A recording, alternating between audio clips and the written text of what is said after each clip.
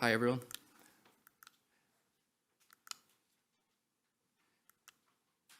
Okay, as Kieran said, I'm here to speak to you guys about social media strategy. I run a company called Emerald Green Media. Our main website is Ireland Before You Die. Um, just to start off, social media for me has literally, my whole business is built on social media. Without social media, we wouldn't be doing what we're doing. If I was born 20 years earlier, I have no idea what I would be doing. Um, literally. Literally, but I've everything I've learned over the years. I've been doing social media for 10 years, and I've just tried to give everyone 10 tips to help improve your social media game. And you can start today, hopefully. Um, yeah, yeah, of course. Yeah, thank you. Just to get a gauge of yeah, just to get a gauge of the room. How many people are using social media for business or in their golf club? Okay, brilliant. So yeah, just what we'll cover is just a bit about my background, what I've done, and go into the 10 tips on social media strategy. Do a quick recap, and then we'll have some questions at the end. And if you have any questions throughout, don't be afraid to put your hand up and just ask. So a bit about me. As I said, I'm founded a company called Emerald Green Media. I have a background in digital marketing, but my main passion is travel. And I was able to use social media and digital marketing to build a website and a company that I'm really proud of. The main website's Ireland Before You Die. Started off as a travel website. Initially, it was literally a Facebook page called Places to See in Ireland Before You Die. And then I built a wee blog, started writing, started getting people around the island of Ireland to write for us. And eventually now we're a website. We're Ireland's biggest independent travel website. We have tips on everything to do all around the island of Ireland. I also wrote an Amazon bestseller, The Irish Bucket List. I use social media to promote that, and without social media, again, I wouldn't have been able to sell that book. Currently, we've got about 20 plus people working on the two websites. That goes from the people in the office to all the writers around the island of Ireland. So yeah, Emerald Green Media is basically the parent company of Ireland Before You Die, which is our main website, and Meanwhile in Ireland. They're two very different websites. Ireland Before You Die is a travel website, all about giving people useful tips to plan trips and inspiration.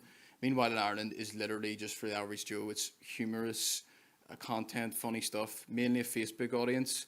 And we would do satirical news articles. I'll show you an example in a minute.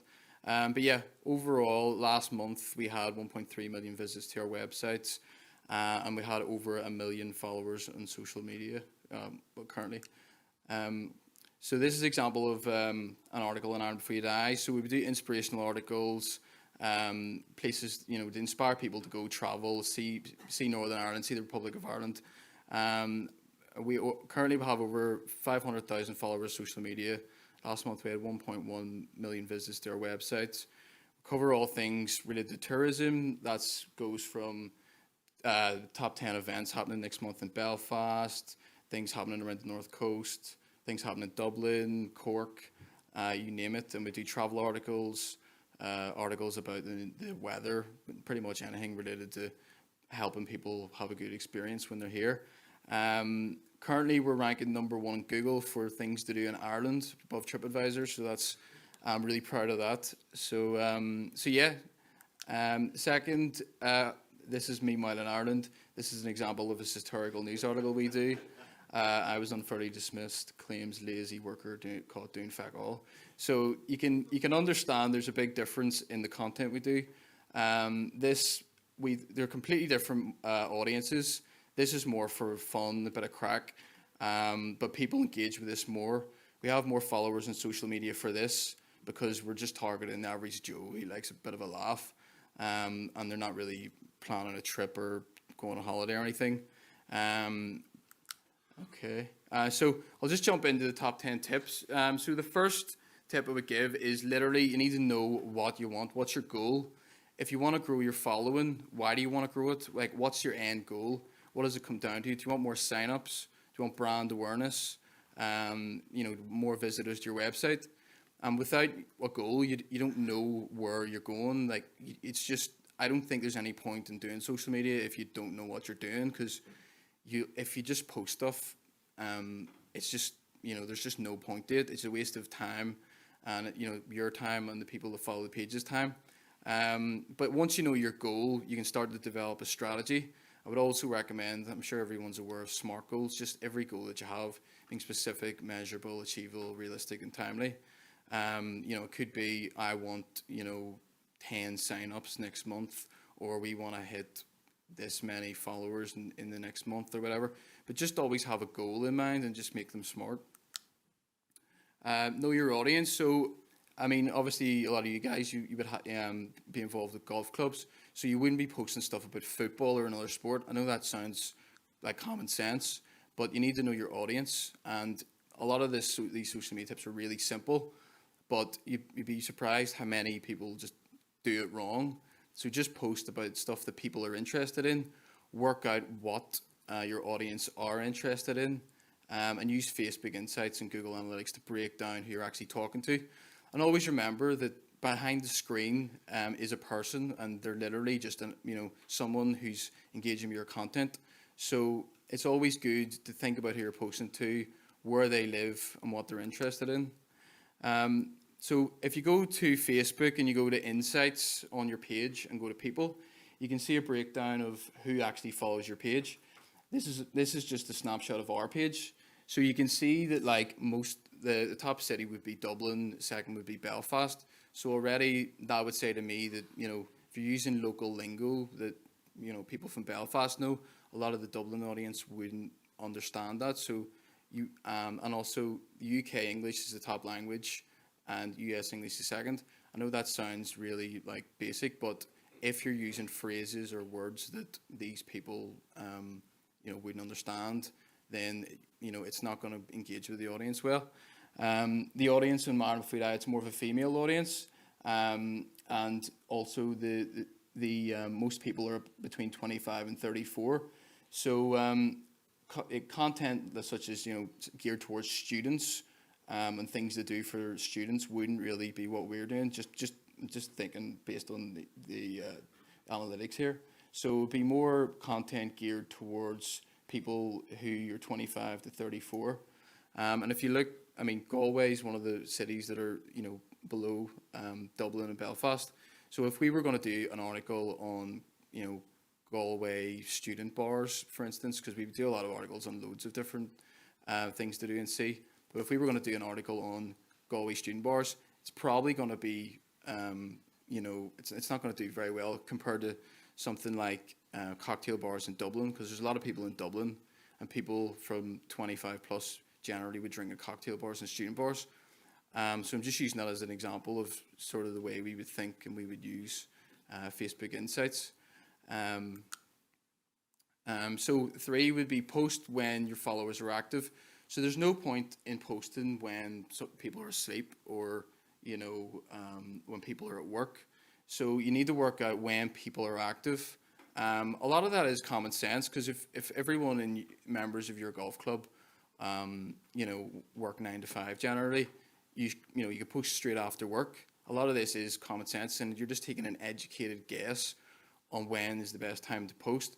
But you can use Facebook Insights to see when your followers are actually online, and you can do the same with Google Analytics. So if you all have a website, I'm sure you have Google Analytics installed. You can look at the analytics, see when people are active, and then post, when they're most likely to be active. This is a snapshot from our website. For some reason, the time zone is American time, so the times aren't right.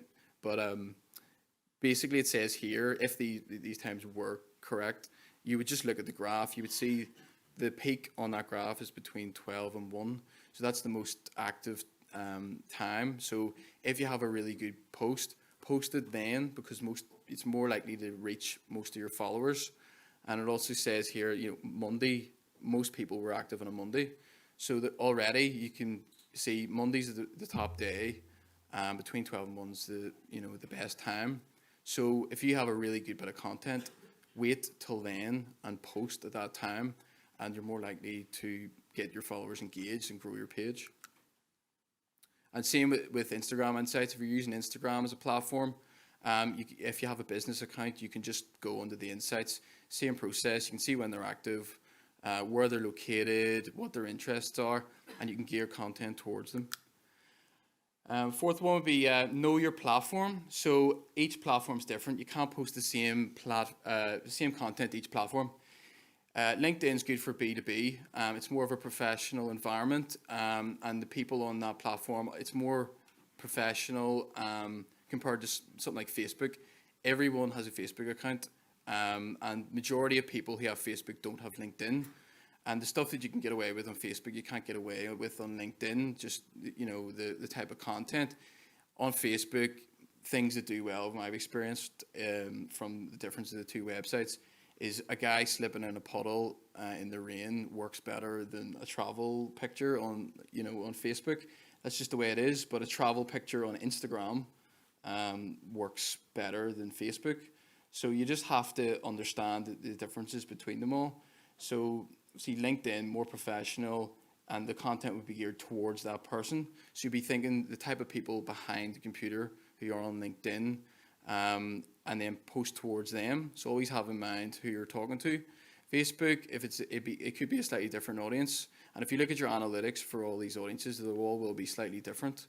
And yeah, Instagram's great for brand awareness. So if you're trying to raise the profile of your brand, get your name out there, it's really good. It's not good if you're trying to get clicks to your website. Whereas Facebook, for us, Facebook's great for sharing articles and getting clicks to our website, because you can share articles really easy and people click on it.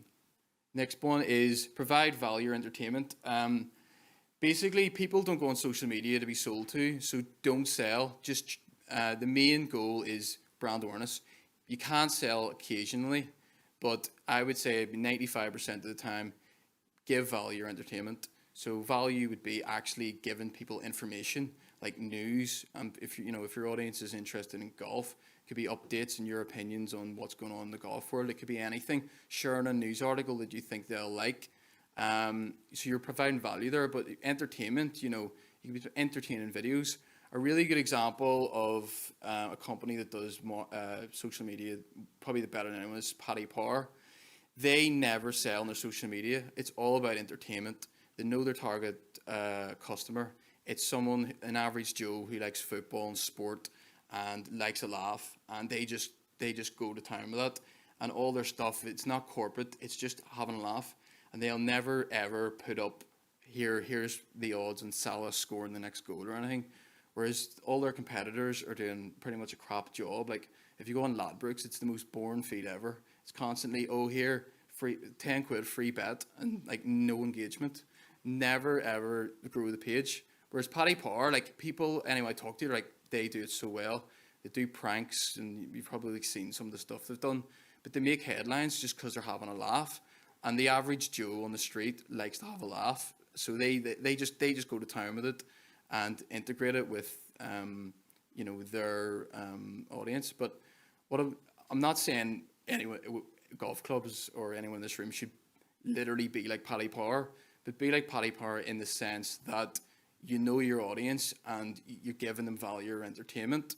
Paddy Power is a completely different audience than most companies, and if most companies done the exact same content, they would, it wouldn't work. But if just take inspiration from Paddy Power and give your followers value or entertainment. The next one's schedule posts in advance. So our company, we put out articles every day, and our content goes out Monday to Sunday, and there's Sundays, Sunday morning, some Sundays when I have a hangover or something, there's some of my articles are going out and being shared, and it looks like I'm active, but I'm literally lying in bed. And there was a period where I went traveling around India a couple of years ago for 2 months. And before I went to India, I scheduled all the social media for 2 months and went to India and just traveled around India. And, the website was still ticking over, stuff was still going out. And as far as everyone was concerned, it was really active page and all, but I was literally, on a beach in Goa. So what I mean to say is like, be proactive so you have time to be reactive. So if you do all your posts on a Monday, get them all out of the way, spend 2 hours, something comes up and there's a bit of news, you can go and spend time doing that and spend time on it rather than thinking every day, oh, I need to do a post. So just plan all your posts in advance. You can use Hootsuite, which is a really good tool. They have a free version. You can get like something like, I think it's like 30 posts in a week or something for free each week. But if you want to use it for more, you can pay more. It's like 30 quid a month or something. But Hootsuite for Instagram, Facebook, and Twitter, like you can just manage it all there, and it's just a really good tool that we would use to schedule all our posts. Sorry, before you move on, Oh, sorry. what's the difference between just using the scheduling on Facebook and using Hootsuite? Hootsuite, there isn't really a difference, but from what I've heard and what I've seen, it's more ideal to post through Facebook. You can schedule posts on Facebook. Hootsuite it shows you like it's easier to do, and it's a better platform if you're doing it far in advance. Facebook, you can easily go on and schedule a post for today, but I just find Hootsuite's more. It's like visual. You can get an overview of the week and you can see all the slots, and it's just a nicer place to schedule posts. There is some debate whether Facebook wants you to schedule through Hootsuite because you're going off their platform and doing on the scheduling app, but it doesn't really affect that much. But in general, I just find Hootsuite's a lot more organized, and I just find that platform is literally just made for scheduling posts, and all the big companies in the world use it. So. But it's not going to obviously appreciate Instagram posts are a different size, different dimensions to Facebook. Mm-hmm. It's not taking that into account. It's basically you're still going to have to use the particular visual or video. It's more to do with visuals. Mm-hmm. You're still going to have to use whatever sizing it is for Instagram, as Facebook, and using Hootsuite as well. Well, you. Doesn't nicely do it for you. No, it doesn't sort of. If you have everything edited and it's in the right dimensions, it's the exact. It'll come out the exact same on someone's phone, but yeah, uploading it and all will be different. And if you just upload the same picture, it might not come out right. Does that answer your question? Okay, brilliant. Be active, but not too active. So you can post, but if you post too much, your reach will go down, and you might actually piss people off if you're just constantly putting stuff out. So I would say in general, post Facebook 1 to 3 times a day max. One a day is good. Instagram 1 to 3 times a week. Twitter you can just post as much as you want really, because it's just constant feeds and people replying to things, and we do post slightly more than this, but I think in general, most industry standards, these would be the standards. So I would recommend these. Or can I ask another question? Yeah, of course. That's going to be my last question. No problem. No, just ask away. By the way, you don't actually see if I did work for the golf club, but I liked the golf club's Facebook page, but I don't get to see all the posts that the golf club are putting out, Mm-hmm. because obviously Facebook are choosing what you see, is posting more regularly. When you're saying they're 1 to 3 times a day you can post on Facebook, Mm-hmm. I know we're not doing that. Yeah. But if I'm going to put out on the ratio scale, the more I put out, is that more that my followers are going to see than posting less? Is Facebook going to let more of that get through to them? Facebook, over the last few years, has literally been more geared towards encouraging pages to pay for your followers to see it, which it's annoying from our perspective. But if you post 3 times a day, say, chances are your followers probably see one of the posts. They probably won't see all 3, but you're more likely to see them if you post them at the times of day that they are most likely to be active. But there's no guarantees that they will see it. The only thing you can really do is try and make an educated guess of when they're going to see it. But generally, if you're doing things right and the content's good and it's content that your target audience actually likes, and you're putting it at the right time of day, there's no reason why they won't see that. But what Facebook does is the algorithm's geared towards they'll show it to a small sample of your followers. And if they engage with it quickly, then they'll show it to more people. So like if you put content out and no one engages with it, no one clicks on it, and they'll show it first to people who are most engaged with your page. They're the most loyal fans, and they don't engage with that quickly. Then in Facebook's algorithm, they'll be like, this content's no good, don't show it to the rest of them.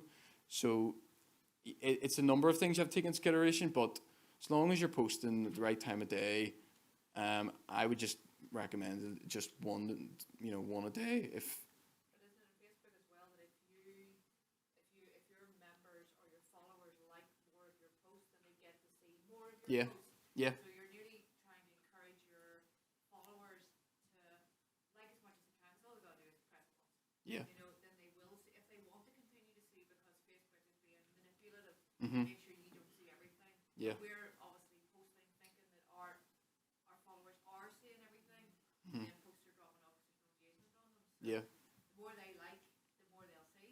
Yeah, of course. That's literally it, yeah. So yeah, engage with your audience. So always respond to comments, reviews, good and bad. I just think it's, if someone's taking the time out of their busy schedule to write you a comment, just always reply and be nice.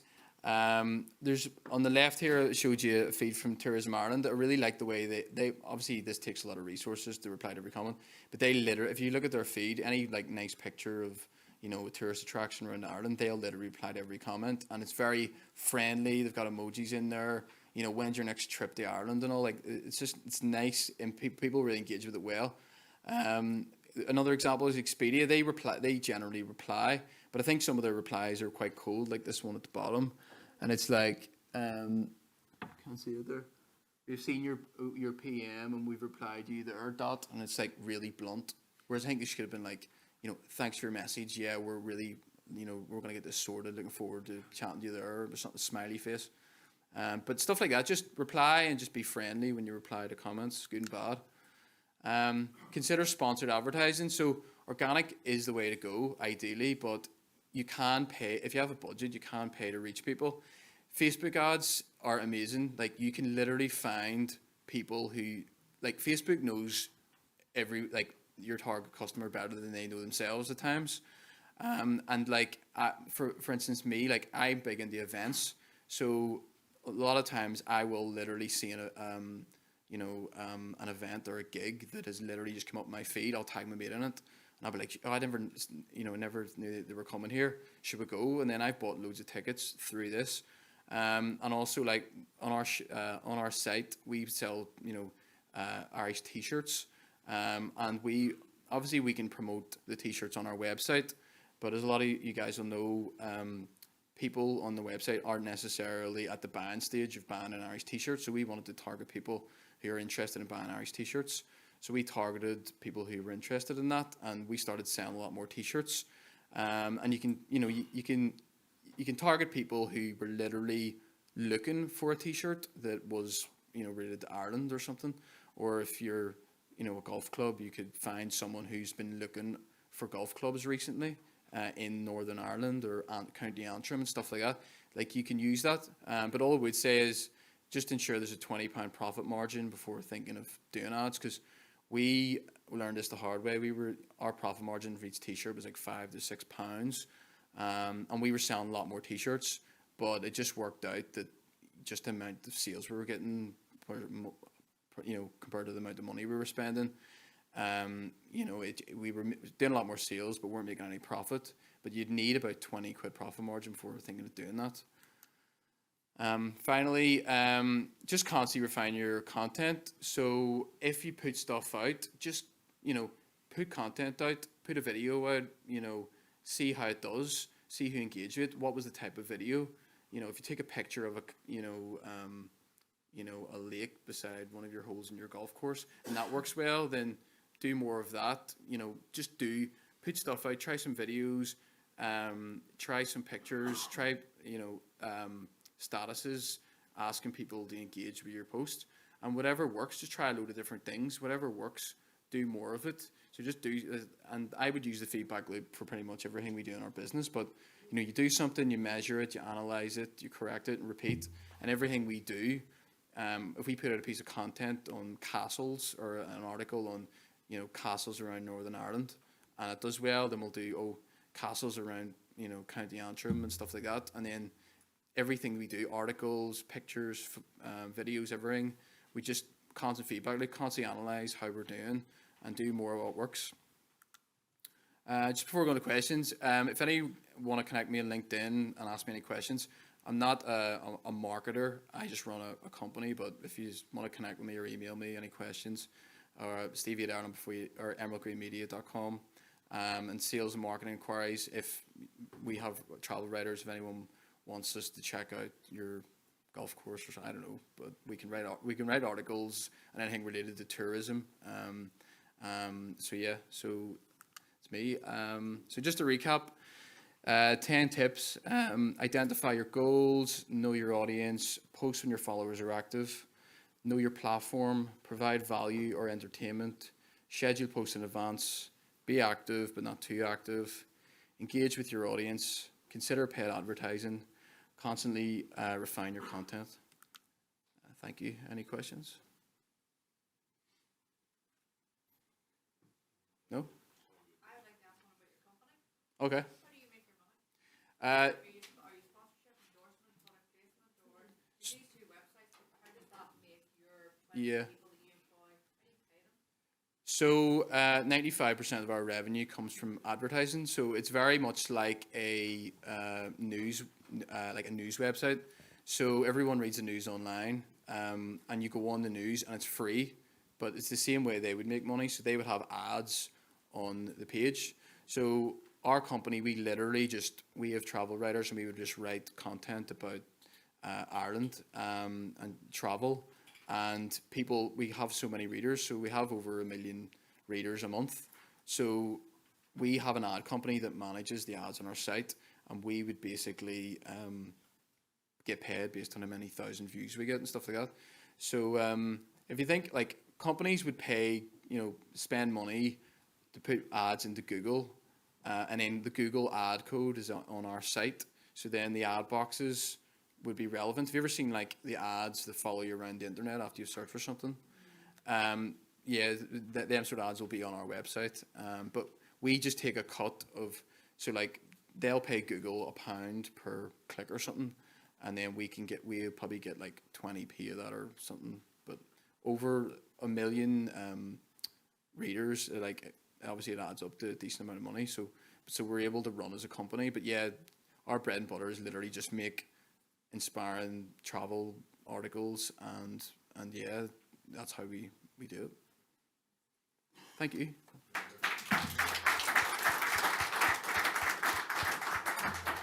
Thank you very much, Stevie. That was very interesting. We've got a bit of time before our next kind of networking break, which is just outside again for a cup of tea or coffee. But I think it was very interesting, the last few speeches about the websites and how important it is to be functional, basically, because when you're doing social media, you're all going back to your website. But social media is just the main way to kind of communicate to a global audience, and with paid posts and whatnot.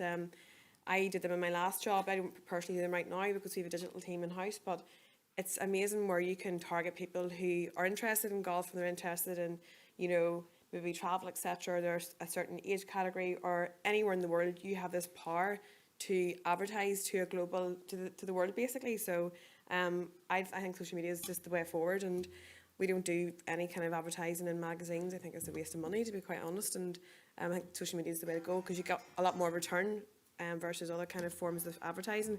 But the next couple of minutes would be good for anyone in the room who wants to share kind of examples of social media that's been very kind of positive for them. Recently I was at the Belfast Parkland tournament meeting, and Paddy Malone, they had a very interesting video. They posted it recently of a digger there was a bunker had flooded, and I don't know if you've seen this video, and they basically had a digger in, and one of the greenkeepers to try and channel that, trying to drain the bunker basically. But it's been viewed 600 and something thousand times, 640,000 times, which is amazing. And it costs you like a few minutes of your day just to video it and then share it. So, and also our glass are very good, I must say. Every single day there's something on Instagram and Twitter and LinkedIn and Facebook, and it's wonderful because they've got this hashtag Awesome Our Glass, which I think everyone knows of, and whenever all their visitors come, Awesome Our Glass is kind of hashtag quite a lot. But if you want to share any kind of tips that you have that you find, you know, has been very good for your golf club, anyone? Not one. But honestly, no. Okay, that's good. But I think it's good actually even to look at other what your not your neighbouring golf clubs are don't consider them competitors, but what are they doing? Because one I think is very active is probably Our Glass, are probably one of the most active, I would say, and have to commend you on that. But have a look at what they do or other golf clubs locally, and just kind of, I suppose, from the tips that Stevie shared as well, just trying to integrate that. I would follow a lot of golf influencers and stuff like that, and just noticed there's a guy called Pat Small from Blackwood.